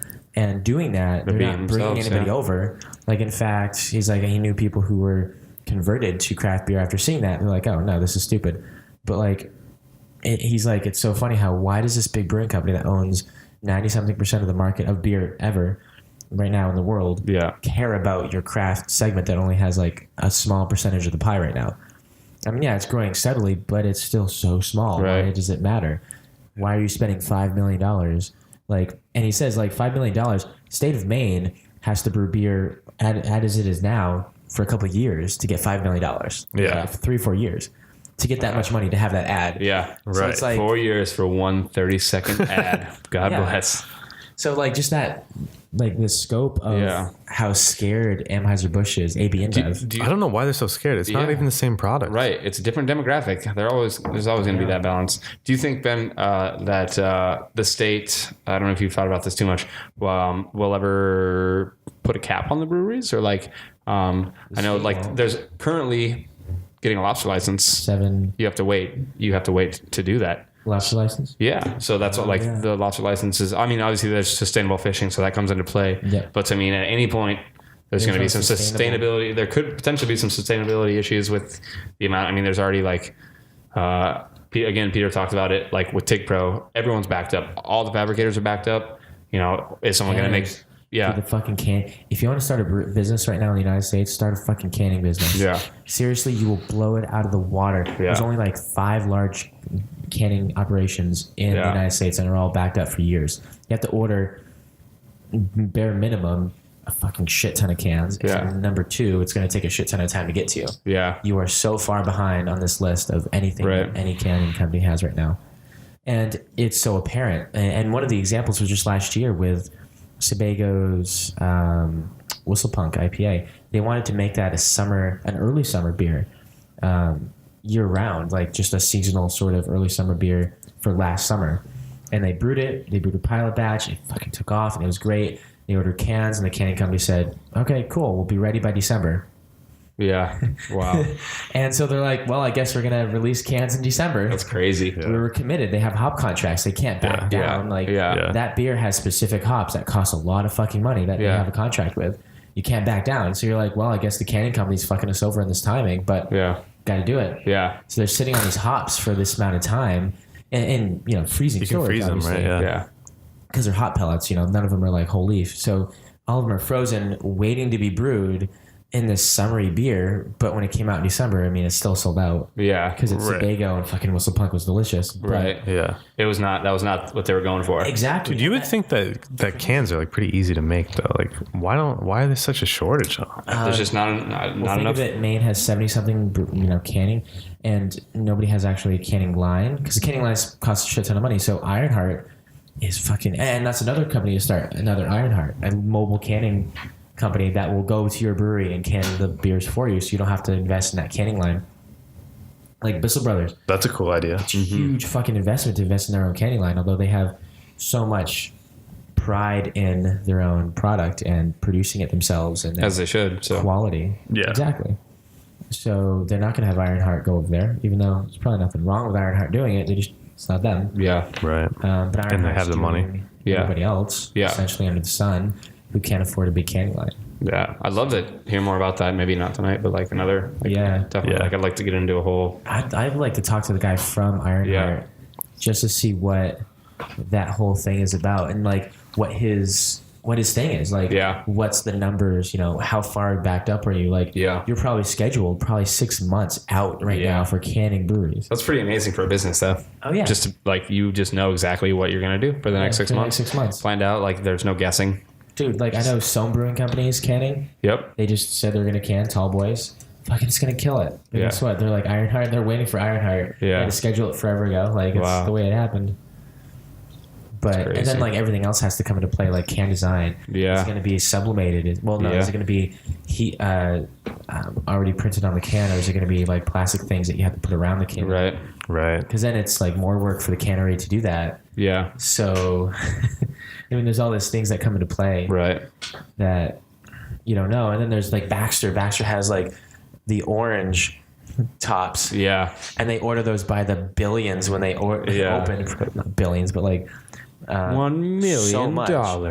Yeah, so like all of their cans have the orange pop tops on the top. Yeah. But it's marketing. It's their thing. Yeah. But initially they had to order so much of them. Yeah. They're like, I guess that's our thing now. Yeah. Cool. Old orange tops. So I've been sliding the whole fucking time. I know. We're almost at 2 hours, so I think we're going to call it here pretty soon.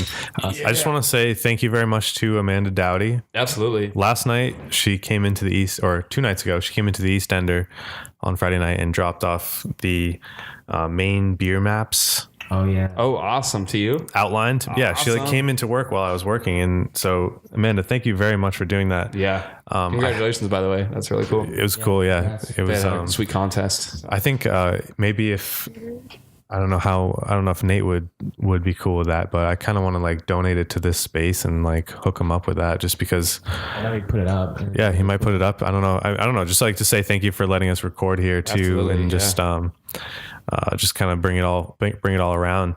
But yeah, if you're still listening to the show at this point, thank you so much. And we You've been have thrown more off at the retention than I disgustingness. Yeah.